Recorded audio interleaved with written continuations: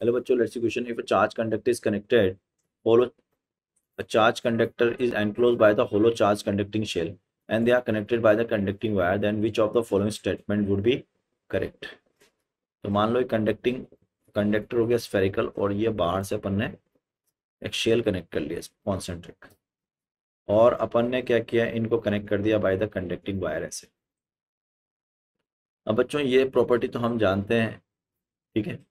क्या प्रॉपर्टी? कि अगर मैंने इसको कोई भी चार्ज दिया, मान लो क्यू चार्ज दिया, so when a charge given to a conductor, charge given to a conductor,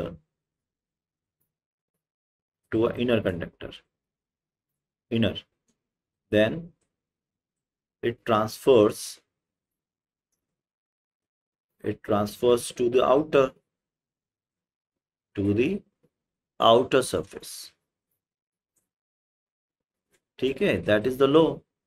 ये ऐसा इसलिए बोल रहा हूं कि अगर मैं मान लूं ये 1 है और ये 2 है, तो जो V12 होता है, V1 minus V2, V1 minus V2, वो होता है बच्चों के Q in 1/R 1 minus 1/R2. मान लो उसका रेडियस R1 है, उसका रेडियस R2 है. अब ये देखो कि चार्ज, अगर ये लिख रहा हूं मैं voltage V12 V1 minus V2 के क्यू इन 1/R1, और हम अगर इन दोनों को कनेक्ट कर रहे हैं कंडक्टिंग वायर से, तो ये तो पता है चार्ज तब तक फ्लो होगा जब तक कि V1 माइनस V2 जीरो नहीं हो जाता. और ये तभी पॉसिबल है जब क्यू इन जीरो हो जाएगा. क्यू इन जीरो हो जाएगा मतलब ये जो टोटल चार्ज है वो ट्रांसफर कर जाएगा बाहर.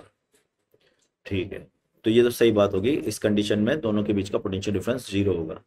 If charge on inner conductor Q and of the outer is 2Q, then the final charge on the outer is 3Q.